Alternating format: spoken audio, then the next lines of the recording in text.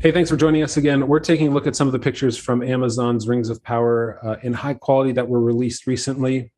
We may be a little bit later to the game than other folks, but we thought we'd give you our thoughts again.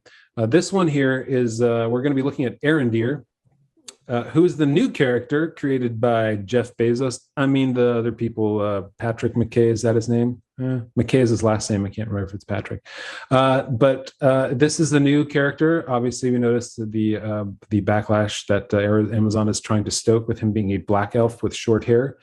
And those super pointy ears, Michael pointed out in another of our videos, the Galadriel video. But what do you guys think? Arondir, black elf, as what was the word you said? It's the physics. It's he's the new Legolas Lord of Physics. Legolas Lord of Physics. That's right. So he has that. I don't know if you saw in the trailer, right? He grabs the arrow out of midair and then re-knocks it to his bow and then pulls it and fires it off into the distance against some nasty orc, I'm sure. So this is him. It's a very elvish sword. I think he's got an elvish look to him. It's not bad. I feel like still the really short hair feels a little weird to me. A lot of the time, Tolkien does mention that the hair on the elves is long, like that is in the books in a number of places. And so this is definitely something people aren't used to. I don't find it a big deal necessarily.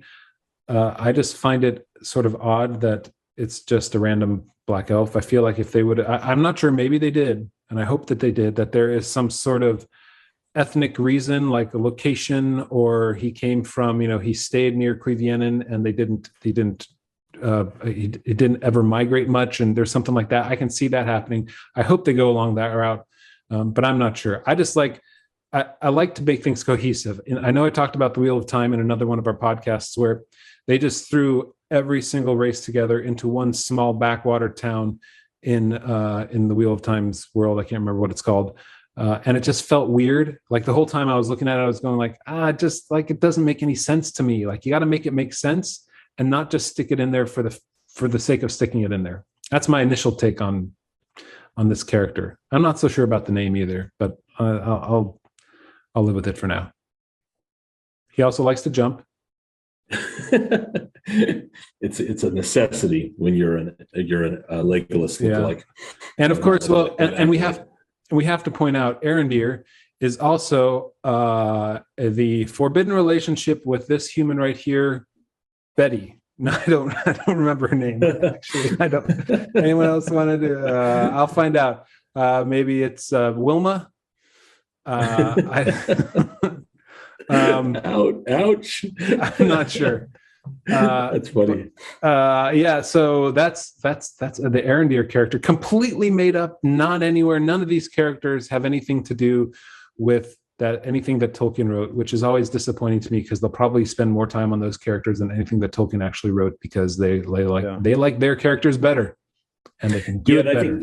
I think that's the theme that I'm going to be watching with some interest and trepidation is how much time are they spending? So it's clear to me, or at least it's being made clear in the mind of my imagination, that this is an elf of a different sort, probably some kind of Morquendi that's a Silvan elf of some type. He is a Silvan elf, that's right. That's been living in a faraway place for a long time. Maybe if we're lucky, like you said, Jonathan, we get the explanation for why he looks ethnically different, that there might be elves that look ethnically different. If there are, it better not be because they happen to be in a Pepsi ad.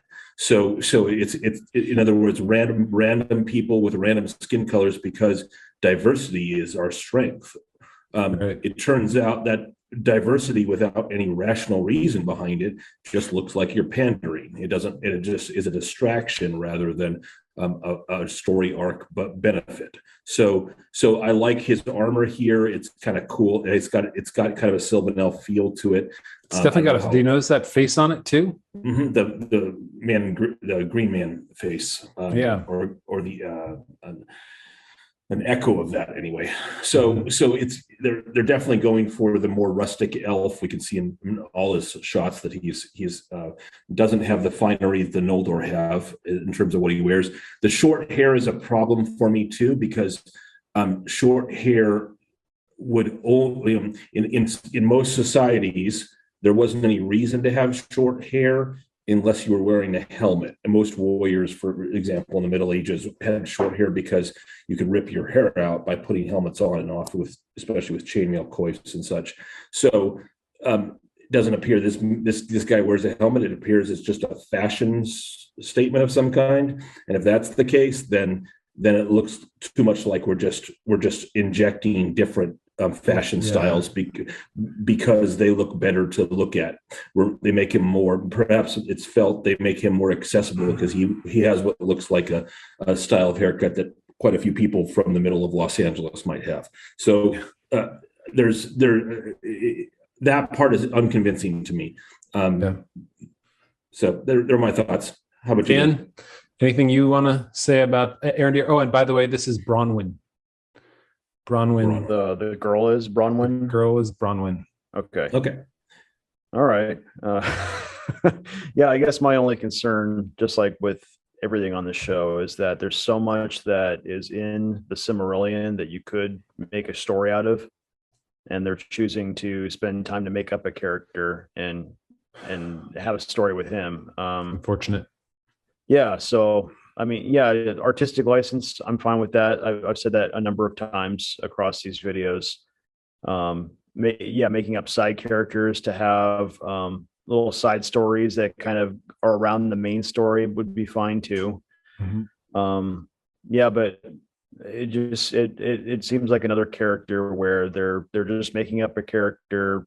The cynical side of me says they're making up a character to fill their quota, I guess, of their cast of, we have to have black dwarves, we have to have black elves, we have to have black humans, and then we're going to throw them all into this one location to make that diverse. Forgot about the Whereas hobbits. there's going to be hobbits and black hobbits, and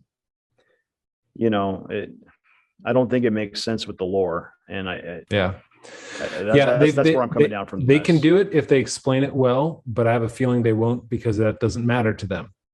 Mm-hmm.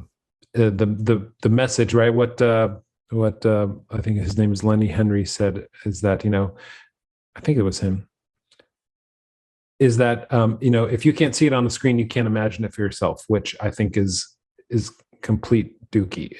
That's not true at all. I can certainly imagine myself in the shape of other people. I mean, I did as a kid, even with Wonder Woman, right? I thought that was cool. I would watch the Wonder Woman show, or Black Panther, and all these characters. Like the idea that just because he's not my color, or even not my sex, like that there isn't an imagination that can take hold of it and imagine yourself in that situation is